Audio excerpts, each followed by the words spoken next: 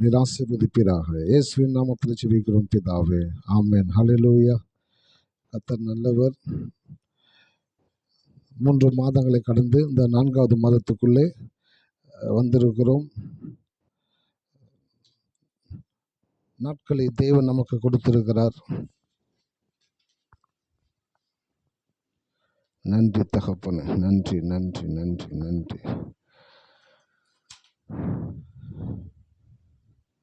நாளை தினத்தை குறித்து கவலைப்படாதீர்கள் என்று சொன்ன நல்ல தேவன் அவர். ஏனென்றால் ஒவ்வொரு நாளையும் நமக்காக அவர் அற்புதமாய் சிருஷ்டிக்கிறபடியினாலே, ஒவ்வொரு நாளையும் அவர் நமக்காக அற்புதமாய் சிருஷ்டிக்கிறபடியினாலே அவர் சொல்லுகிறாரு, நாளை தினத்தை குறித்து கவலைப்படாதிருங்கள். ஏன் அப்படின்னாக்க, ஒவ்வொரு நாளையும் அவருடைய கரத்தில் நம்ம கொடுத்து அவர் நமக்காக உருவாக்கி கொடுக்கிறபடியினால, தேவன் எதை உருவாக்கினாலும் அதை சிறப்பானதாக உருவாக்கக்கூடியவராக இருக்கிறார். ஹல்லேலூயா. ஆமாம், சில பேர் என்ன நினச்சிக்கிறாங்க அப்படின்னாக்க, நான் இந்த ஃபேமிலியில் பிறந்திருக்கக்கூடாது, இல்லை இந்த பேரண்ட்ஸுக்கு பிறந்திருக்கக்கூடாது, இல்லை இந்த சமுதாயத்தில் பிறந்திருக்கக்கூடாது, இல்லை இந்த வீட்டில் பிறந்திருக்கக்கூடாது. ஏதோ ஒரு விஷயம் அவங்கள வாழ்க்கையில் பாதித்தபடினாலே, இதெல்லாம் நடக்காமல் இருந்திருந்தால் என் வாழ்க்கை கொஞ்சம் பெட்டராக இருக்கும் அப்படின்ட்டு சில பேர் நினைக்கிறாங்க. ஆனால் இந்த காலை வேளையில் கர்த்தர் சொல்கிற ஒரு காரியம் என்னன்னாக்க, நான் யாரை எந்த இடத்துல உருவாக்கணுமோ அந்த இடத்துல உருவாக்குகிற தேவன், நான் எதை உருவாக்குனாலும் அதை சிறப்பானதாய் உருவாக்கக்கூடியவராக இருக்கிறேன். நீ சிறப்பு இல்லாத, ஒரு மேன்மை இல்லாத, நன்மை இல்லாத, ஆசீர்வாதம் இல்லாத ஒரு இடத்திலே நீ உருவாக்கப்பட்டு இருந்தாலும், உன்னை உருவாக்கினவர் நான் என்பதை என்றைக்கு நீ அறிந்து கொள்ளுகிறாயோ அந்த இடத்திலிருந்து உன் தலையை தேவன் உயர்த்தக்கூடியவராக இருக்கிறார். ஹல்லேலூயா.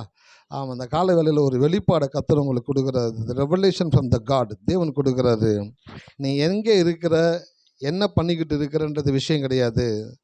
உன்னை உண்டாக்குனது நான் தான் அப்படின்ற வெளிச்சம் உனக்குள்ளே வந்துருச்சுனாக்க, நான் ஒரு நாளும் தவறானதை உருவாக்குகிற தேவன் அல்ல. நான் உருவாக்குகிற அனைத்தும் சிறப்பானதாகவே நான் உருவாக்கக்கூடியவராக இருக்கிறேன். அப்படி என்றால் உன்னுடைய வாழ்க்கையில் நீர் என்னை நோக்கி எப்போ பார்க்குறியோ அப்போ உன் வாழ்க்கை சிறப்பானதாய் மாறிக்கொண்டே இருக்கும். ஹல்லேலூயா. எத்தனை பேர் இருக்கீங்க? ஆமாம், அந்த காலவெளியில் கர்த்தர் நல்லவர். பாருங்களேன், நம்மளுடைய மனதில் சிந்திக்கிறதை தேவன் அறியக்கூடியவராக இருக்கிறாரு. தாவீது எழுதுகிறாரு, என் வாயிலே சொல் பிறவாததற்கு முன்பே அவைகள் எல்லாம் உமக்கு தெரியும் என்று சொல்லுகிறாரு. அப்போ இந்த கடவுள் எனக்கு ரொம்ப பிடிக்குது. ஏன் அப்படின்னாக்க, நான் என்ன நினைக்கிறேன்றத இன்னொரு மனிதர் மூலமாக அவர் என்னோடு கூட பேசும் பொழுது அது எதை காட்டுது என்றால், இந்த தேவன் என்னை எவ்வளவாய் நேசிக்கிறவராக இருந்தால், நான் மற்றவர்களிடத்திலே சொல்லாத ஒன்றை, நான் எனக்குள்ள சிந்தித்த ஒன்றை இன்னொரு மனிதன் மூலமாக அவர் என்னோடு கூட பேசுவார் என்றால் அவர் என்னை அதிகமாக நேசிக்கிறார். ஹல்லேலூயா. ஆமாம், அடிக்கடி நான் சில வேளையில் சில செய்திகள்லாம் கேட்பேன். சில ஊழியக்காரருடைய செய்தியெல்லாம் கேட்டுக்கிட்டே இருக்கும் பொழுது அவங்க பேசுகிற வார்த்தைகள் அப்படியே உள்ளுக்குள்ளே போக ஆரம்பிக்கும். பார்த்தேன், என்னை அறியாமல் என் கண்ணில் தண்ணி ஊற்ற ஆரம்பிச்சிடும். நான் தொடச்சா கூட அந்த தண்ணி வந்துக்கிட்டே இருக்கும். அழுகணும்னு நினச்சா கூட அழுக முடியாது, அவ்வளோ சீக்கிரம் அழுக மாட்டேன். ஆனால் சில தேவ மனிதனுடைய வார்த்தைகளை கேட்கும் பொழுது ஆட்டோமேட்டிக்காக கண்ணிலேருந்து தண்ணி வேகமாக வர ஆரம்பிச்சது. ஏன் அப்படின்னாக்க, அவங்க என்றைக்கோ பேசின ஒரு செய்தி, நான் அதை என்றைக்கோ போட்டு கேட்குறேன். ஆனால் அது ரெண்டையும் தேவன் இன்டர் ரிலேட் பண்ணுறாரு. பார்த்தீங்களா? அப்படி பண்ணும் பொழுது அங்கே தான் கடவுள் இருக்கிறான்றதை நம்ம அறிந்து கொள்ளக்கூடியவர்களாக இருக்கிறோம். இந்த காலை வேளையில் ஒன்று மைண்டில் ரொம்ப ஸ்ட்ராங்காக பதிச்சுக்கோங்க. கடவுள் ஒன்று உண்டாக்குனார்னா அதை சிறப்பானதை தான் உண்டாக்குவார். அந்த உண்டாக்கப்பட்ட ஒன்று சிறப்பு இல்லாத இடத்துல இருந்தாலும் கூட அந்த உண்டாக்கப்பட்ட நபர் இந்த சிறப்பான தேவனை நம்பும் பொழுது, எதற்காக அவனை உண்டாக்கினாரோ அந்த சிறப்பை தேவன் அவன் மூலமாய் செய்து முடிக்கக்கூடியவராக இருக்கிறார். இந்த காலையில் கர்த்தர் உங்களோடு பேசுவாராக. 3 மாதங்களை கடந்து 4வது மாதத்துக்குள்ளே வந்திருக்கிறோம். இந்த ஏப்ரல் மாதத்தில் கர்த்தர் இந்த ஏப்ரல் மாதத்தில் நமக்கு என்ன செய்ய போகிறாரு, அவர் நிறைய காரியங்களை மைண்டில் யோசிச்சிருக்கிறாரு. இந்த உலகம் முழுவதும் இருக்கக்கூடிய மக்கள் ஒவ்வொரு மாத பிறப்பையும் கொண்டாடி கொண்டு இருக்கிறாங்க. ஒவ்வொரு சபைகளிலும் வாக்குத்தத்தங்கள் கொடுக்கப்படுகிறது. அந்த வாக்குத்தத்தங்களை பெற்றுக்கொள்ளுகிறவர்கள் அதன் மேல் நினைவாக இருக்கிறார்களா என்று பார்த்து, எவர்கள் வாக்குத்தத்தத்தின் மேல் நினைவுள்ளவர்களாக இருக்கிறார்களோ அவர்களுக்கு அந்த வாக்குத்தத்தத்தை தேவன் பலிக்கும்படி செய்யக்கூடியவராக இருக்கிறார். இந்த வாக்குத்தத்தம் என்பது ஒரு விதையை போல. விதையை வாங்கிட்டு போயிட்டு வீட்டில் ஓரமாகவோ இல்லை போகிற வழியிலையோ போட்டுட்டு போயிட்டீங்க அப்படின்னாக்கா அது உங்களுக்கு நன்மை உண்டாக்காது. வாங்கிட்டு போகிற விதையை இது விதைன்னு எடுத்து கொண்டு போயிட்டு அதை வச்சு அதை ஒவ்வொரு நாளும் சொல்கிறீங்க பார்த்தீங்களா, அவங்களுக்கு தான் தேவன் அந்த விதையினுடைய ஆசீர்வாதத்தை கொடுக்கக்கூடியவராக இருக்கிறார். இந்த 4வது மாதத்தில் முதல் தேதியில் கர்த்தர் நம்மளோடு கூட பேசக்கூடிய காரியங்கள் என்ன என்பதை நாம் பார்க்க போகிறோம். எடுத்துக்கொள்ளுங்க ஏசாயா. நன்றி ஆண்டவரே. ஷகல பர பர பர பரிசுத்தாவியானவரே உமக்கு ஸ்தோத்திரம். ஏசாயா 54:17 வசனத்தை நான் வாசிக்கிறேன். உனக்கு விரோதமாய் உருவாக்கப்படும் அந்த எந்தன்ற வார்த்தை குறித்து தான் பேசலான்னு இருக்கிறேன். உனக்கு விரோதமாய் உருவாக்கப்படும் எந்த ஆயுதமும் வாய்க்காதே போகும். கடவுளுடைய பிள்ளைங்களுக்கு தேவன் கொடுக்கிற ஒரு வார்த்தை இந்த மாதத்தில், உனக்கு விரோதமாய் உருவாக்கப்படும் எந்த ஆயுதமும் வாய்க்காதே போகும். அந்த ஆயுதம் ஒரு பொருளாக இருக்கலாம், அந்த ஆயுதம் ஒரு மனிதர்களாக இருக்கலாம், ஒரு சூழ்நிலையாக இருக்கலாம், எதுவாக இருந்தாலும் கடவுள் சொல்றாரு, உனக்கு விரோதமாய் உருவாக்கப்படும் எந்த ஆயுதமும் வாய்க்காதே போகும் என்று தேவன் சொல்லுகிறாரு. இந்த வார்த்தைக்குள்ள போறதுக்கு முன்பாக இந்த 16ஆம் நூற்றாண்டு கிட்டத்தட்ட அந்த நூற்றாண்டு கிட்ட வந்துட்டு இந்த நியூ இயர் எப்போ ஸ்டார்ட் ஆகும் அப்படின்னாக்க ஏப்ரல் மாதம் தான் அந்த நியூ இயர் ஸ்டார்ட் ஆகுமா. ஏப்ரல்லேருந்து தான் அவங்களுக்கு நியூ இயர் இந்த கணக்கு வைப்பாங்களாம்.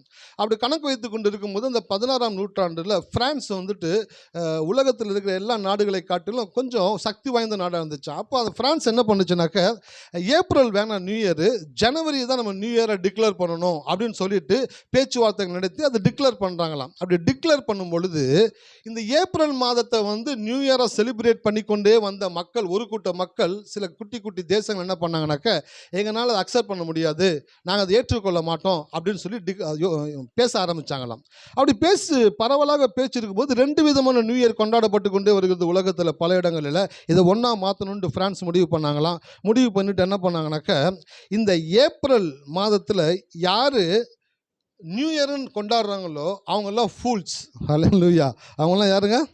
ஃபூல்ஸ். ஏன் அப்படின்னாக்க, ரொம்ப அதிக ஜனத்தொகை கொண்ட நபர்கள் எல்லாரும் சேர்ந்து ஜனவரி மாதத்தை நியூ இயர் நாங்கள் சொல்கிறோம், கொஞ்சம் ஜனம் இருக்கிற நீங்கள் அதை வந்துட்டு ஏப்ரல் தான் நியூ இயர்னு சொல்லிக்கிட்டு இருக்கிறீங்க. ஆகையினால ஏப்ரல் மாதத்தில் யாரெல்லாம் நியூ இயர் கொண்டாடுறோன்னா அவன்லாம் யாருங்க? ஃபூல்ஸ், முட்டாள்கள் அப்படின்றத அட்வர்டைஸ் பண்ண ஆரம்பித்தாங்களாம். அப்படி அட்வர்டைஸ் பண்ணும் பொழுது இந்த ஏப்ரல் மாதத்தை நியூ இயராக கொண்டாடிக்கிட்டு இருக்காங்க பார்த்தீங்களா, அந்த மக்கள் என்ன பண்ணாங்கன்னாக்க விடாப்புடியாக இருந்தாங்களா, இல்லை நாங்கள் ஏப்ரல் மாதம் தான் நியூ இயரை கொண்டாடுவோம், நாங்கள் ஜனவரி கொண்டாட மாட்டோம். 2 பேரும் அப்படின்ற ஒரு கான்ட்ரவர்ஷியலான விஷயங்கள் போய்கொண்டே இருக்கும் பொழுது இந்த ஏப்ரல் மாதத்தை நியூ இயர்னு கொண்டாடினவங்களை இந்த ஃப்ரான்ஸிலும் மற்ற நாடுகளும் சேர்ந்து என்ன சொன்னாங்கன்னாக்க, ஏப்ரலில் நியூ இயர் கொண்டாடினா முட்டாள்கள் தான் அதை நியூ இயராக கொண்டாடுவாங்க அப்படின்னு சொன்ன உடனே கொஞ்சம் கொஞ்சமாக மாற்றங்கள் உண்டாகி என்ன ஆயிடுச்சுனாக்க, ஏப்ரல் மாதத்தில் நியூ இயர் கொண்டாடுறது உலகம் முழுவதும் குறைந்து இந்த ஜனவரி மாதத்தை தான் நியூ இயரை செலிப்ரேட் பண்ணக்கூடியவங்களாம் கலந்து வந்தாங்களாம். அப்போ இந்த ஏப்ரல் மாதம் என்பது முட்டாள்களின் மாதம் அப்படின்ட்டு ரொம்ப பரவலாக பேசப்படுது. ஸ்கூலில் படிக்கிற பசங்களுக்கும் தெரியும். இன்றைக்கி இங்க் அடிப்பாங்களாப்பா, சட்டையில் இங்க் அடிக்கிறது, முட்டை அடிக்கிறது, என்னென்ன தண்ணி எடுத்து ஊற்றுறது, பல வேலைகளை பண்ணுவாங்க. ஃபூல்னு எழுதுவாங்க. சில பேர் ஸ்கூலில் படிக்கிற பசங்க உட்காந்துருப்பாங்க, அவங்க பின்னாடி ஸ்கெட்ச் பென்னில் ஃபூல்னு எழுதி வச்சுருவாங்க. 1ஆம் தேதி சில பேர் ஏமாற்றுவாங்க. இந்த மாதிரி காரியங்கள்லாம் உலகத்தில் பல இடங்களில் நடந்துக்கிட்டே வருது. இதெல்லாம் ஏன் என்னன்னு தெரியல, எனக்கும் தெரியல. இன்றைக்கி செய்தி இருக்கும்பொழுது அப்படியே கூகுளில் போய் செக் பண்ணேன் நான், எதுக்கு இந்த ஏப்ரல் மந்த்தை முட்டாள்களின் மாதம்னு சொல்கிறாங்க, ஏப்ரல் 1 ஏன் ஃபூல் டேன்னு சொல்கிறாங்க அப்படின்றத யோசித்து பார்த்தாக்க, ஒரு முக்கியமான விஷயத்தை மாற்றும் பொழுது ஒரு சிலர் மாற மாட்டேன்னு சொல்கிறாங்க பார்த்தீங்களா, அவங்கள யாரா உலகம் சித்தரிக்குதுனாக்க முட்டாள்கள் என்று சித்தரிக்கக்கூடியதாக இருக்கிறது. ஹல்லேலூயா. எத்தனை பேர் இருக்கீங்க? இந்த மாதத்தில் கடவுள் ஒரு விஷயத்தை பண்ண போகிறாரு. உங்களை முட்டாளாக்க நினைப்பவர்கள் முட்டாள்கள் ஆவார்கள்.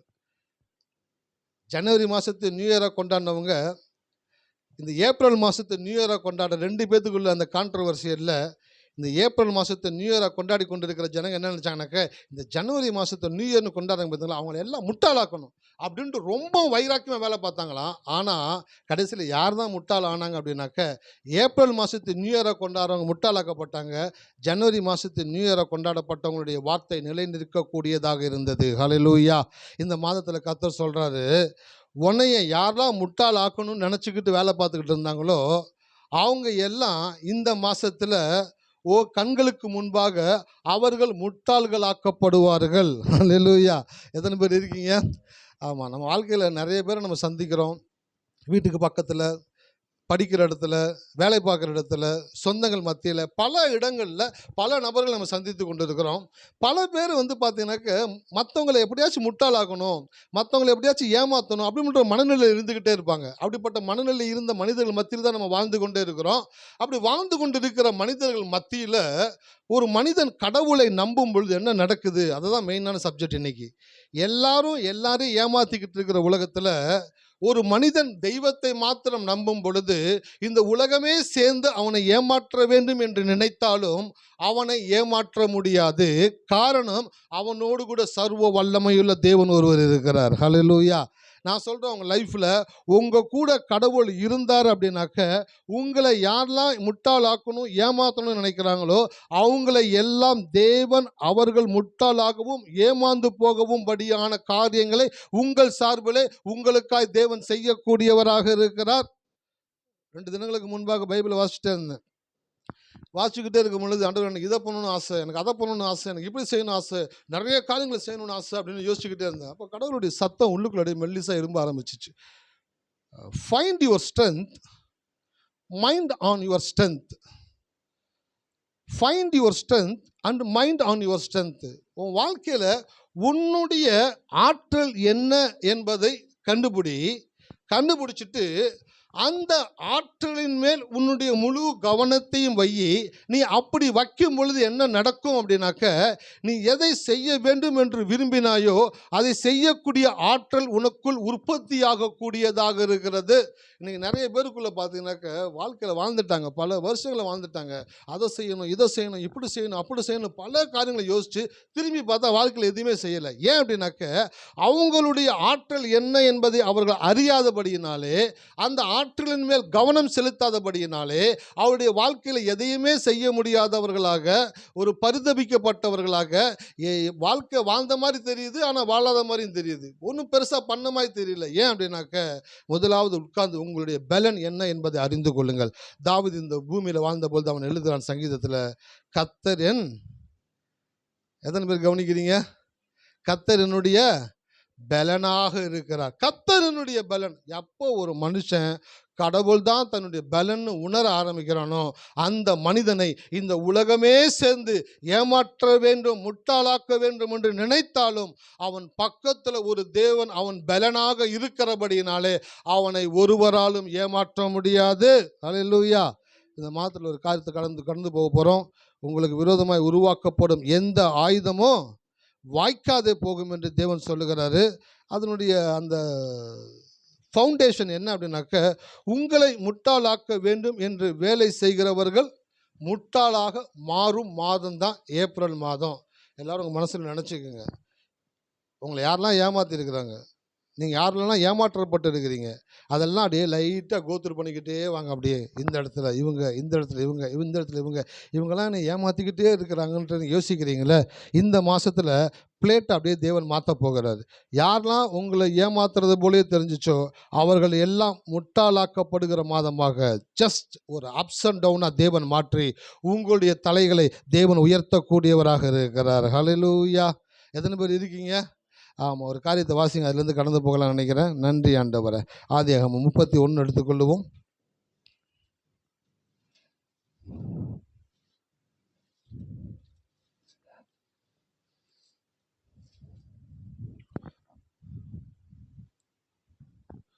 நான் வாசிக்கிறேன். ஆதியாகமம் 31 38 வாசிக்க போகிறேன். இது யாரை பற்றினதுனாக்க, யாக்கோபு என்ற ஒரு மனிதனை பற்றினது.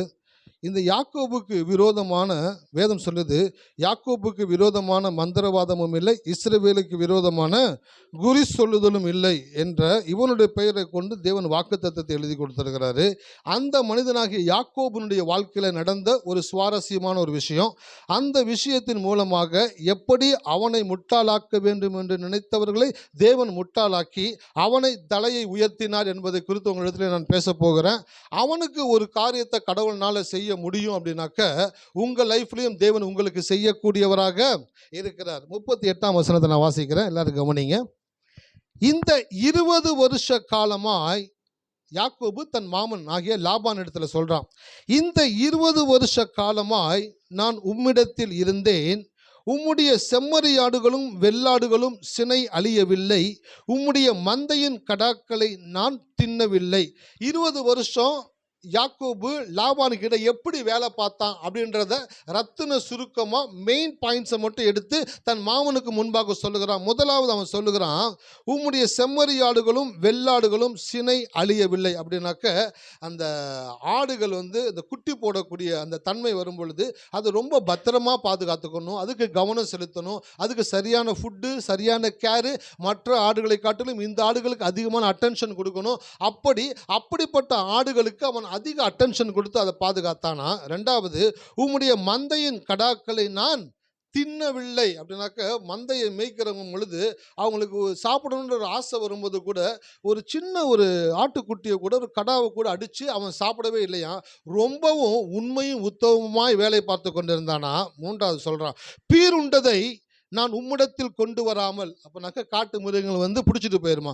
அந்த எண்ணிக்கையை கூட என்னன்னாக்கா அவங்ககிட்ட கொண்டு வராமல் அவன் சரியாக அது ஈடு செய்யக்கூடியவனாக இருந்தானாம். அதற்காக நான் உத்தரவாதம் பண்ணினேன், பகலில் களவு போனதையும் இரவில் களவு போனதையும் என் கையில் கேட்டு வாங்கினீர். பாருங்க, தாய் மாமனா நாய் மாமனான்னு தெரியல, தன் தங்கச்சியினுடைய பையன். வாழ்க்கையில் சில டைமில் நம்ம வெளியில் இருக்கிறவங்களோட சொந்தக்காரங்கள்ட்ட தான் நம்ம ரொம்ப எச்சரிக்கையாக இருக்கணும். ஏன் தெரியுங்களா, வெளியில் இருக்கிறவங்க கூட கொஞ்சம் ஈவு இறக்கத்தோடு செயல்படுவான், சொந்தக்காரங்க ஈவு இறக்கம் செயல்பட மாட்டாங்க. ஏன் அப்படின்னாக்க அவங்கனால நம்ம நல்லா இருக்கணும், ஆனால் அவங்களோட நம்ம நல்லா இருந்துடக்கூடாது. சில பேர் யோசிக்கிறாங்க, ஏதோ ஒரு படத்தில் சொன்னது மாதிரி இருக்குது. படத்தில் சொன்னது தான், அவங்கனால நம்ம நல்லா இருக்கணும், ஆனால் அவங்கள விட நம்ம நல்லா இருந்துடக்கூடாது. அது ஒரு சொந்தத்துக்குள்ள அந்த ஒரு இன்ச்சிங் இருந்துகிட்டே இருக்கும் பாருங்களேன்.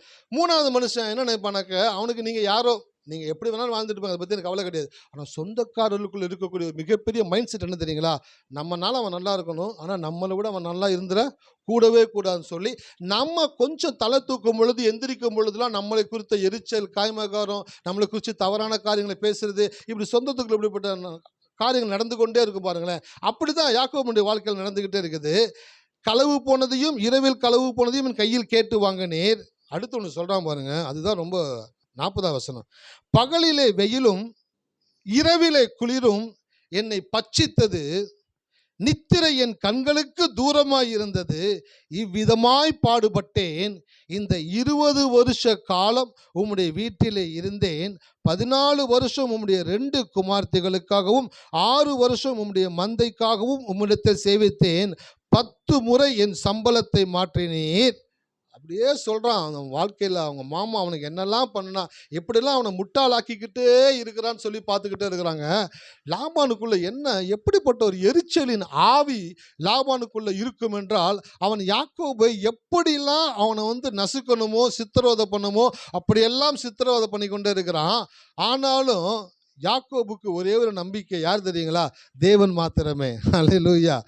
ஆமாம், எங்கேருந்து வந்தான், அப்பா கிட்ட ஆசீர்வாதத்தை வாங்கிட்டு அண்ணனுக்கு பயந்து சொந்த தேசத்தை விட்டு இன்னொரு இடத்துல வந்திருக்கிறான். இப்போ அவனுக்கு உறவு என்று சொல்லி கொள்ளக்கூடியது அவன் மாமன் மாத்திரமே. அவன் மாமன் வீட்டில் தான் வேலை பார்த்துக்கிட்டு இருக்கிறான். அந்த மாமன் இவனை எவ்வளவு ஏமாற்றணுமோ அவ்வளவு ஏமாற்றி கொண்டிருக்கிறான். எல்லாவற்றையும் கர்த்தர் பார்த்து கொண்டே இருக்கிறாரு. ஆனால் கர்த்தருக்கு ஒன்றே ஒன்று தெரியும், ஒருவன் தன் சுய பலத்தின் மேல் நம்பிக்கை உள்ளவனாக இருக்கிறவன் அவன் சுய பலத்தின் மேல் செய்த காரியங்களுக்குரிய பலனை அடைகிறான். ஆனால் ஒருவன் கர்த்தர் மேல் நம்பிக்கையாக இருந்து, கர்த்தர் எனக்கு ஒரு வார்த்தை கொடுத்திருப்பார் என்றால், கர்த்தர் எனக்கு செய்வேன் என்று சொல்லி இருப்பார் என்றால், நான் அவரை நம்புகிறேன் என்று சொல்லும் பொழுது அவனுக்கு விரோதமாக எதிராக மனிதர்கள் செய்யும் சூழ்ச்சிகள், அவனுக்கு எதிராக மனிதர்கள் போடும் திட்டங்கள் எல்லாவற்றையும் அவனுக்கு தெரியலனா கூட அவன் யாரை நம்புகிறானோ அந்த தேவன் அதை பார்த்து கொண்டிருக்கிறார். ஹல்லேலூயா. லாபான் யாக்கோபு செய்கிற எல்லாவற்றையும் கர்த்தர் பார்த்துக்கிட்டே இருந்தாராம். 42ஆம் வசனத்தில் சொல்கிறான் யாக்கோபு, என் பிதாவின் தேவனாகிய ஆபிரகாமின் தேவனும் ஈசாக்கின் பயபக்திக்கு உரியவரும் என்னோடே இராமற் போனால். அல்லேலூயா. வேதத்தில் பைபிளை படிக்கும் பொழுதெல்லாம் ரொம்பவும் அதாவது ஊழியக்காரர் சொல்வார், don't read the lines, read between the lines. வரிகளை வாசிக்காதீர்கள், வரிகளுக்கு இடையே வாசிங்கள். ஏன்னாக்க வரிகளுக்கு இடையில் தான் தேவன் தன்னுடைய காரியங்களை புதைத்து வைத்திருக்கிறார். அவன் சொல்றான், என் பிதாவின் தேவனாகிய ஆபிரகாமின் தேவனும் ஈசாக்கின் பயபக்திக்குரியவரும் என்னோடே இராமற் போனால் நீர் இப்பொழுது என்னை வெறுமையாய் அனுப்பிவிட்டிருப்பீர். ஹல்லேலூயா. எத்தனை வருஷம் வேலை பார்த்தா? 20 வருஷம் மாமன் கிட்ட வேலை பார்த்துருக்கிறான். மாமாவுடைய மைண்ட் செட் என்னவா இருக்குனாக்க, இவன் வெறும் கையோட தான் என்கிட்ட வந்தான், வரும்பொழுது ஒன்றுமே அவன் கையில் இல்லை. இவன் எத்தனை வருஷம் கழித்து என்னை விட்டு போனாலும் திருப்பி அவனை வெறும் கையோட தான் அனுப்பணும்னு சொல்லி தான் 10 முறை சம்பளத்தை மாத்துறான். அவனை போட்டு வேலையில் கசக்கிறான். இந்த யாக்கோபை முட்டாளாக்க வேண்டும் என்று சொல்லி அவன் எல்லா முயற்சிகளையும் எடுத்துக்கொண்டே இருக்கிறான். யாக்கோபு கூட மட்டும் கடவுள் இல்லை அப்படின்னாக்க, லாபான் யாக்கோபை ஒன்றுமே இல்லாத ஒரு மனுஷனாய் மாற்றி போட்டு இருப்பான். ஆனால் அவனோடு கூட ஒரு தேவன் இருந்தார். ஹல்லேலூயா. அதான் வேதம் சொல்லுது, உனக்கு விரோதமாய் உருவாக்கப்படும் எந்த ஆயுதமும், அப்படின்னாக்க வெறும் பொருள் மட்டும் கிடையாது, மனிதர்களையும் குறிக்கிறது. சில வேளையில் சில மனிதர்கள் நம்மளுக்கு எதிராக ஆயுதமாக செயல்படும் பொழுது தான் அதை நம்மளால் எப்படி ஹேண்டில் பண்ணுறதுன்னு தெரியாமல் நம்ம சோர்ந்து போயிடுவோம்.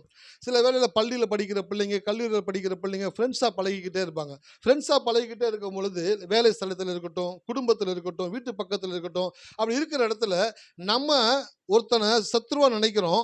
அவன் நமக்கு சத்ருவா இருந்து வேலை செய்யும்போது அது நமக்கு பெருசாக பாதிப்பை உண்டாக்காது. ஆனால் நம்ம யாரை ஒருத்தனை நண்பனாக நினைக்கிறோமோ, சொந்தமாக நினைக்கிறோமோ, உறவாக நினைக்கிறோமோ, மதிக்கிறோமோ, அவங்களோட அன்பு கூறுகிறோமோ, அப்படிப்பட்டவர்கள் நமக்கு விரோதமாக அல்லது நம்மை ஏமாற்றும்படி முட்டாளாக்கும்படியான காரியங்களை செய்யும் பொழுது தான் உலகத்தான இருந்தால் திருப்பி செஞ்சிருவான். அவன் ஏமாத்தினா நானும் ஏமாத்தினேன், அவன் என்னை இப்படி பண்ண, நான் அவனை அப்படி பண்ணேன் அப்படின்னு சொல்லிட்டு போயிட்டே இருப்பேன். ஆனால் ஒரு மனிதன் தேவனுக்குள் இருக்கும் பொழுது அவனுக்குள் வசனம் இருக்கிறபடினாலே அந்த வசனம் அவனை கண்ட்ரோல் பண்ணக்கூடியதாக இருக்கிறது. ஹல்லேலூயா. எத்தனை பேர் இருக்கீங்க? நம்ம உலகத்தானுக்கு கிறிஸ்தவனுக்குள்ள ஒரு வித்தியாசம் என்ன தெரியுங்களா?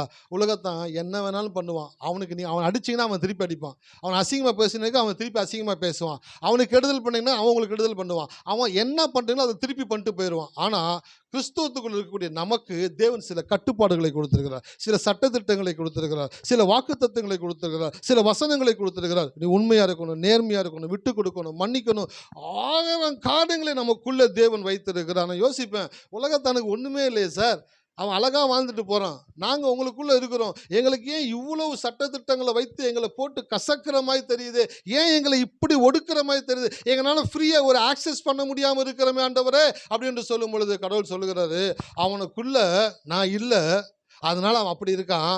உனக்குள்ள நான் இருக்கிறேன்டா, அதனால தான் உன்னால் திருப்பி ஒருத்தனுக்கு துரோகம் பண்ண முடியலை. ஹல்லேலூயா. எத்தனை பேருக்கு புரியுது சார்? சத்துருக்களை சிநேகிங்கள், உங்களை பகைக்கிறவர்களுக்கு நன்மை செய்யுங்கள், உங்களை நிந்திக்கிறவர்களுக்காகவும் துன்பப்படுத்துவர்களுக்காகவும் ஜெபம் பண்ணுங்கள்.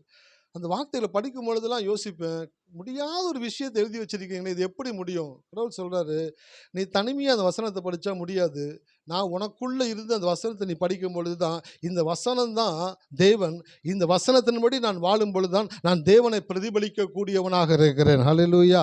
எத்தனை பேர் இருக்கீங்க? அப்போ உலகத்தில் இருக்கிறவன் இன்னொருத்தனுக்கு தப்பு பண்ணா தப்பு பண்ணிட்டு போயிடுவான். ஆனால் நாம் அதிகமாக நேசிக்கிற, அன்பு கூறுகிற, மதிக்கிற ஒருவர் நமக்கு எதிராய் செயல்படும் பொழுது அந்த காரியங்களை எப்படி நம்ம ஹேண்டில் பண்ணணும்னு தெரியாமல் சில வேளையில் யோசிக்கிறோம்ல. யோசிக்க வேண்டிய அவசியமே கிடையாது. தேவனுடைய சமூகத்தில் அமர்ந்து, ஆண்டவரே இந்த சூழ்நிலைகள் இப்படி இருக்கிறபடியினாலே என்னை அவர்கள் இப்படி செய்ய வேண்டும் என்று நினைக்கிறார்கள், ஆனால் நான் திருப்பி அவர்களுக்கு அந்த பதில் செய்ய போகிறது இல்லை ஆண்டவரே, நீங்கள் எனக்கு நீதியுள்ள நியாயாதிபதியாக இருந்து இதில் நீதி செய்ய வேண்டும் என்று ஆண்டவரே என்று சொல்லும் பொழுது உங்களுக்காய் தேவன் வழக்காடக்கூடியவராக இருக்கிறார். ஹல்லேலூயா. ஒரு வசனத்தை எடுத்து வாசிங்க. ஆதியாகமம் 31ஆம் அதிகாரம்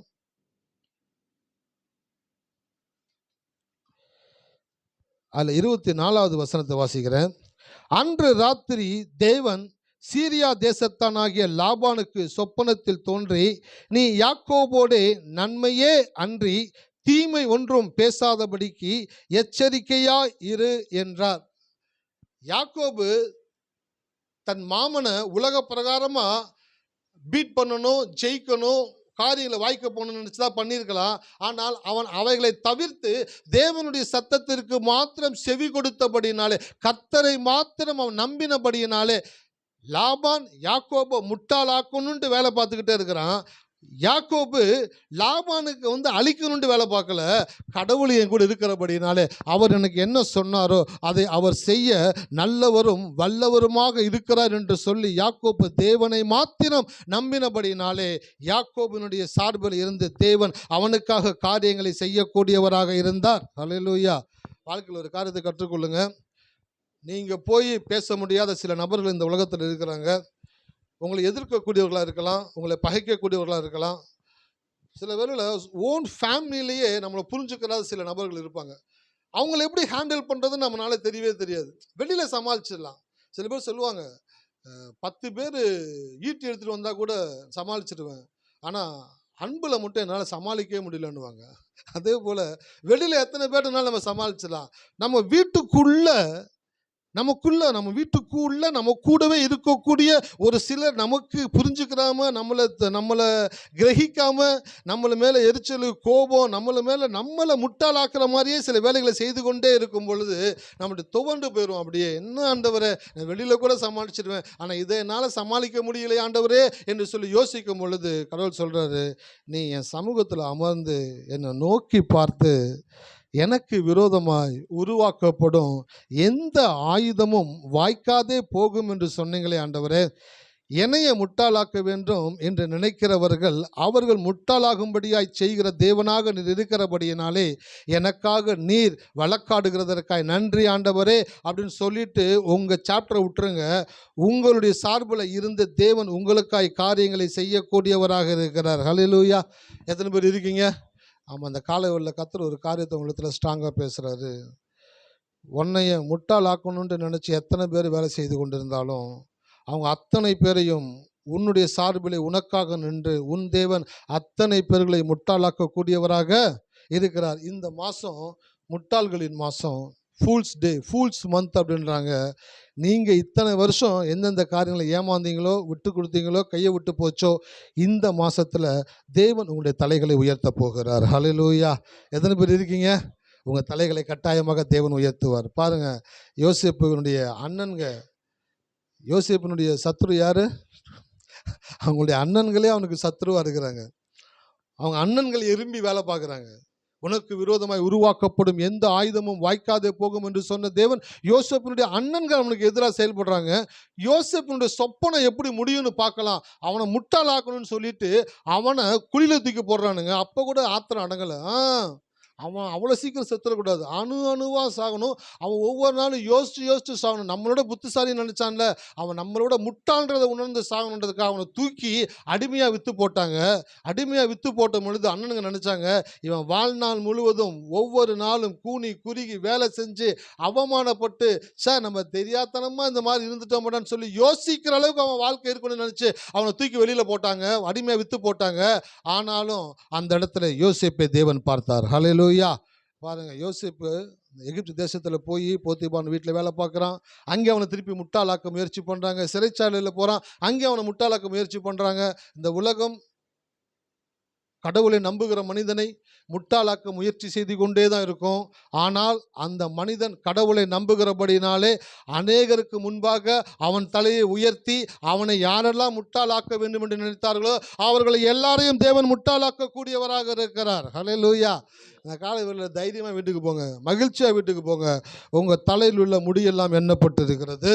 உங்கள் தாயின் கருவிலை உருவாகும் பொழுது உங்களுடைய கருவை உங்கள் தேவன் பார்த்திருக்கிறபடியினாலே உங்களை ஒருவராலும் முட்டாளாக்க முடியாது. முட்டாளாக்குகிறது போல வேலைகளை செய்யலாம், காரியங்களை செய்யலாம், காய்களை நகர்த்தலாம், சூழ்நிலைகளை மாற்றலாம், எல்லாமே மாறிக்கிட்டே இருக்கும். ஆனால் கடைசியில் தேவன் செய்கிற ஒரு அற்புதமான செயல் அவர்கள் எல்லாரையும் முட்டாளாக்கும். உங்களை அந்த முட்டாள்களுக்கு மேலே உயர்த்தி வைத்து அவர்கள் எல்லாம் அண்ணாந்து பார்க்கக்கூடிய உயரத்திலே உங்களை தேவன் உயர்த்தக்கூடியவராக இருக்கிறார். ஹல்லேலூயா. பாருங்கள், வேதத்தில் எஸ்தர் புஸ்தகத்தை எடுத்து வீட்டில் டைம் இருந்தால் வாசிச்சு பாருங்கள். ஒரே ஒரு மொர்தெகாய் நிமித்தம் மொத்த யூத குலத்தையும் அழிக்கணுன்ட்டு ஆமான் முடிவு பண்ணால், அந்த ஆமான் என்ன யோசிக்கிறான் தெரியுங்களா? இந்த மொர்தெகாய் என்ற முட்டாள் அவன் முட்டாள்ன்றதை ப்ரூவ் பண்ணணும். என்னைய ராஜா வணங்கினாலும் பரவாயில்ல, நான் போகும்போது என்னை வணங்கலை பத்தியா, ஆகையினால இந்த இவனை முட்டாளாக்கணும், இந்த முட்டாள்னால தான் இந்த ஜனமே அழிஞ்சிச்சுன்றத சரித்திரம் சொல்ல வேண்டும் என்று சொல்லி 24 மணி நேரமும் வேலை பார்த்து கொண்டு இருக்கிறான் ஆமான்னு. ஆனா கடவுள் அந்த இடத்துல வேலையே பண்ணாத போல காமிச்சுக்கிட்டே இருக்கிறாரு. கடைசி நேரம் எனக்கு கடவுளை ரொம்ப பிடிக்கிற விஷயம் என்ன தெரியுங்களா, கடவுளை புரிஞ்சுக்கிட்டு ரிலாக்ஸாக இருப்பான். ஏன் தெரியுங்களா, பதறவே மாட்டான். வசனம் பைபிள் ஒன்று வசனம் இருக்குது, என்ன, கர்த்தரை நம்புகிறவனும் பதறான். கடவுளை நம்புறவன் பதறவே மாட்டான். ரிலாக்ஸாக இருங்க. உங்களை சுற்றி 1000 பேர் உங்களை முட்டாளாக்கணுன்ட்டு வேலை பார்த்துக்கிட்டே இருந்தால் கூட நீங்கள் ரிலாக்ஸாக இருங்க. ஏன் அப்படின்னாக்க கடைசியில் தேவன் செய்கிற ஒரு சின்ன செயல் அந்த 1000 பேரையும் முட்டாளாக்கும். அவர்கள் செய்த அத்தனை சதி செயல்களையும் உங்களுக்கு அனுகூலமான செயலாய் தேவன் மாற்றக்கூடியவராக இருக்கிறார். ஹல்லேலூயா. இந்த மாதத்தில் நீங்கள் பார்க்க போகிறீங்க, பிரசங்கித்துக்கிட்டு இருக்க எனக்குள்ள ஒரு விதமான வைப்ரேஷன் உண்டாகுது. இது எப்படிலாம் என் வாழ்க்கையில் நான் அனுபவிக்கிறேன் ஆண்டவரே, நான் அதை ஃபீல் பண்ணணும், நான் என்ஜாய் பண்ணணும்னு விரும்புகிறேன் ஆண்டவரே. கட்டாயமாக இந்த மாதத்தில் நீங்கள் பார்க்க போகிறீங்க. ஒவ்வொரு காரியமும் உங்கள் வாழ்க்கையில் நீங்கள் கண்ணோக்கி பார்க்க போகிறீங்க. யாரெல்லாம் உங்களை முட்டாளாக்கணும்னு நினச்சாங்களோ அவங்களெல்லாம் முட்டாளாக்கும்படி செய்வார். அந்த ஆமான் இருந்த இடத்துல யாரை கடவுள் உயர்த்தி வைத்தாரு? மொர்தெகாய் அந்த இடத்துல கொண்டு வந்து வைக்கிறாரு. ஆமான் இருந்த இடத்துல மொர்தெகாய் கொண்டு வந்து வைக்கிறாரு. இவனை தானேப்பா நீ முட்டாளாக்கணும்னு நினச்சா, இவனால தானே அந்த ஜனமே அழிய போகணும்னு நினச்சிக்கிட்டு இருந்த. அதே இடத்துல ஆமானை தூக்கி போட்டாங்க, இந்த மொர்தெகாயை உயர்த்தி வைத்தாங்க. இந்த கடவுள் எனக்கு ரொம்ப பிடிக்குது. உனக்கு விரோதமாய் உருவாக்கப்படும் எந்த ஆயுதமும், அது எந்த ஆளாக இருந்தாலும் சரி, எவ்வளோ பெரிய ஆளாக இருந்தாலும் சரி, உங்கள் கூட கடவுள் இருக்கிறார்னாக்க அவன் எவ்வளோ பெரிய உயரத்தில் உச்சத்தில் இருந்தாலும் கூட அவன் உங்கள் மேலே கண்ணு வச்சு உங்களை முட்டாளாக்கணும்னு நினச்சானாக்கா அவன் வாழ்க்கையில் செய்கிற மிகப்பெரிய தவறு என்ன தெரியுங்களா, உங்களை பார்த்தது தான் அவன் வாழ்க்கையில் மிகப்பெரிய தவறாக இருக்கும். ஆமானுக்கு இல்லாத கனமா, மரியாதையா, ஆசீர்வாதமா, பவரா எல்லாம் இருந்த பொழுதும் அரண்மனை வாசலில் இருக்கிற ஒரு சாதாரண காவலாளி தன்னை வணங்கவில்லை என்று சொல்லி அவனை முட்டாளாக்க வேண்டும் என்று சொல்லி பெரிய இடத்துல இருக்கக்கூடியவன் இறங்கி வேலை பார்த்தான். கடவுள் சொல்றாரு, டே எங்க அப்பா அரண்மனை உச்சத்தில் இருக்கிற நீ இறங்கி வந்து வேலை பார்க்குறனாக்க பரலோகத்தில் இருக்கிற தேவன் மொர்தெகாய்க்கா இறங்கி வேலை பார்த்தாரு. ஹல்லேலூயா. எனக்கு இந்த கடவுளை ரொம்ப பிடிக்குது சார். உங்களுக்கு விரோதமாக ஒருத்தன் இறங்கி வேலை பார்த்தான்னு வச்சுங்களேன், லுங்கியை மடித்து கட்டிடுவார் கடவுளுன்றேன். அவர் லுங்கியை மடித்து கட்டிட்டார் அப்படின்னாக்கா இறங்கிடுவார். அவர் சிறியவனை புழுதியிலிருந்து எடுத்து எளியவனை குப்பையிலிருந்து உயர்த்தி பிரபுக்களோட உட்கார பண்ணுகிறார் அப்படின்னாக்கா லுங்கியை மடித்து கட்டிடுவார்னு அர்த்தம். லுங்கி கட்டுறதுக்கு ஒரு விதம் இருக்குது. ஃபுல் லுங்கி கட்டினீங்க அப்படின்னாக்கா நீங்கள் சாதாரண அர்த்தம். முக்கால் லுங்கி கட்டினீங்கன்னாக்கா ஒரு அர்த்தம் இருக்குது. லுங்கியை மடிச்சு கட்டினா ஒரு அர்த்தம் இருக்குது. அதே போல் கடவுள் உங்களுக்கு விரோதமாக ஒருத்தர் இறங்கி வேலை பார்க்குறான்னு வச்சுக்கோங்களேன், நீங்கள் ஒன்றுமே பண்ண தேவையில்லை, ரிலாக்ஸாக விடுங்க. அவர் உங்களுக்காக இறங்கி அவர் வேலை பார்க்கக்கூடியவராக இருக்கிறார். ஹல்லேலூயா. மற்றவங்களோட ஹெல்ப்பை தயவுசெய்து கேட்காதீங்க. எனக்கு இந்த மாதிரி பிரச்சனை இருக்குது, நீ வந்து உதவி செய், நீ எனக்கு இதை பண்ணு. யார்கிட்டையும் உதவி கேட்குற ஜாதி கிடையாது. நீங்கள் எப்படிப்பட்ட ஜாதினாக்க, எனக்கு ஒத்தாசை வரும் பர்வதங்களுக்கு நேராக என் கண்களை ஏறெடுக்கிறேன், வானத்தையும் பூமியும் உண்டாக்கின கர்த்தரிடத்திலிருந்து எனக்கு ஒத்தாசை. உங்களுக்கு மனுஷனுடைய ஹெல்ப்லாம் வேணாம். பைபிள் என்ன போட்டிருக்குது, இக்கட்டில் எங்களுக்கு உதவி செய்யும் மனுஷனுடைய உதவி விருதா. இக்கட்டு நேரத்தில் போய் மற்றவன்கிட்ட போய் உதவி கேட்டுட்டு இருக்காதீங்க. கட்டாயம் பண்ண மாட்டான், பண்ணுறேன்னு சொல்லுவான், பண்ண மாட்டான். ஆனால் நம்முடைய தேவன் பண்ணாத மாதிரியே தெரியும், பண்ண வேண்டிய டைமில் கரெக்டாக பண்ணிட்டு போயிட்டே இருப்பார். ஹல்லேலூயா. இந்த காலையில் கர்த்தர் உள்ளத்தில் பேசுகிறாரு, உனக்கு விரோதமாய் உருவாக்கப்படுகிற எந்த ஆயுதமும் வாய்க்காதே போகும். அது மாத்திரம் கிடையாது, உன்னைய முட்டாளாக்கணுன்ட்டு யாரெல்லாம் வேலை பார்க்குறாங்களோ அவங்க எல்லாம் இந்த மாதம் உன் கண்களுக்கு முன்பாகவே தேவன் அவர்களை முட்டாளாகும்படி செய்வார். இந்த மாதம் முட்டாள்களின் மாதம். அதை தேவன் உனக்கு ஒரு ஆசீர்வாதமான மாதமாய் மாற்றி, யாக்கோபு 20 வருஷம் அவனுடைய உழைப்பு, அவனுடைய பிரயாசம், அவனுடைய காரியங்கள் எல்லாவற்றையும் செலவழித்தும் வெறும் கையை அனுப்பணுன்ற லாபம் முடிவு பண்ணிருந்தான். ஆனால் தேவன் 2 பரிவாரங்களை கொடுத்து அவனை அனுப்பக்கூடியவராக இருந்தார். இந்த மாதம் ஒரு பெரிய ஆசீர்வாதம் அவங்களை தேடி வருகிறது. ஹல்லேலூயா. எத்தனை பேர் இருக்கீங்க? ஒரு கிரேட் பிளெஸ்ஸிங்ஸை தேவன் கொடுக்கக்கூடியவராக இருக்கிறாரு. ஒரு பிளெஸ்ஸிங்ஸ் உங்களை நோக்கி வருது.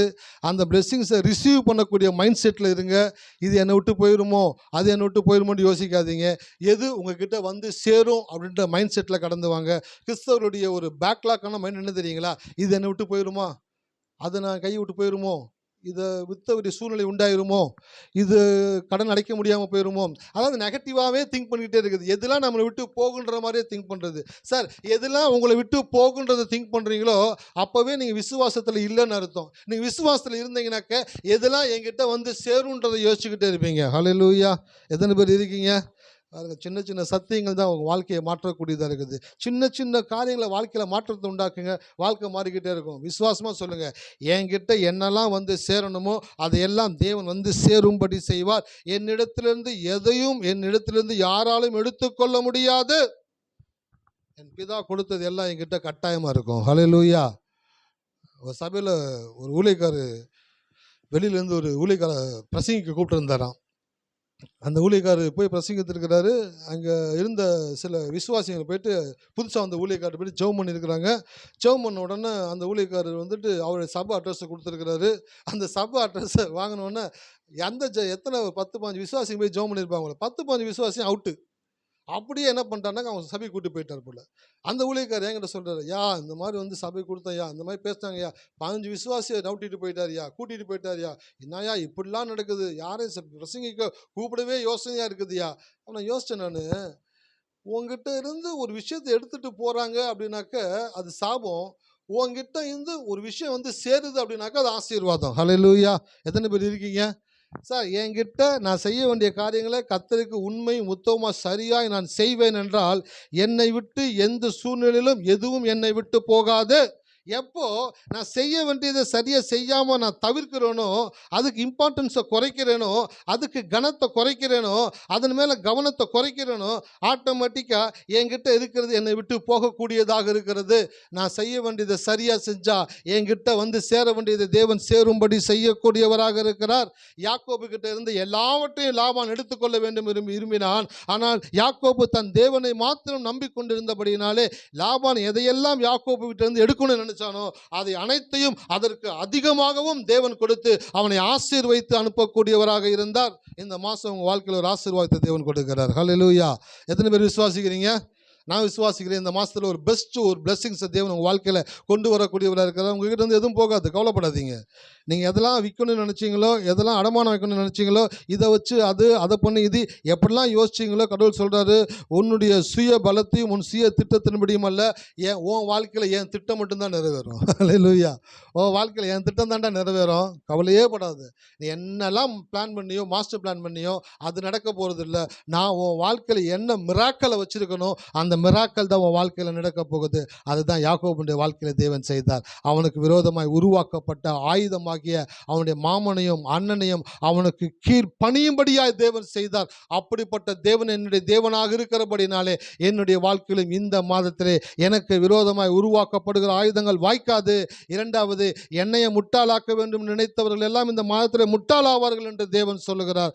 உங்களை தேவன் ஆசீர்வதித்து உங்களுடைய தலையை உயர்த்தக்கூடியவராக இருக்கிறார். ஹல்லேலூயா. கண்களை மூடுவோமா. நன்றி தகப்பனே. Lord, thank you for a wonderful word. உம்முடைய அற்புதமான வார்த்தைக்காக நாங்கள் நன்றி சொல்லுகிறோம் ஆண்டவரே. உனக்கு விரோதமாய் உருவாக்கப்படும் எந்த ஆயுதமும் வாய்க்காதே போகும். அது யாராக இருந்தாலும், எதுவாக இருந்தாலும், பொருளாக இருந்தாலும், சூழ்நிலையாக இருந்தாலும், காரியங்களாக இருந்தாலும், மனிதர்களாக இருந்தாலும், எனக்கு விரோதமாய் உருவாக்கப்படுகிற எதுவும் வாய்க்காது ஆண்டவரே. காரணம், நீர் என்னுடைய பலனாக இருக்கிறீர். நான் உம்மை நம்பிக்கொண்டிருக்கிறபடினாலே நீர் நினைத்தது மாத்திரமே என் வாழ்க்கையில் நடக்கக்கூடியதாக இருக்கிறது ஆண்டவரே. நீர் சொல்லுகிறது மாத்திரமே என் வாழ்க்கையில் பலிக்கக்கூடியதாக இருக்கிறது. என்னைய முட்டாளாக்கணும்னு நினைச்சவங்க எல்லாம் இந்த மாதத்தில் முட்டாளாக நீர் செய்கிறதற்காய் நன்றி செலுத்துகிறேன். உம்முடைய கரத்தில் கொடுக்கிறேன். வந்த மக்களை ஆசீர்வதிப்பீராக. இயேசு நாமத்தில் ஜெபிக்கிறோம் நல்ல பிதாவே. ஆத்துமாவே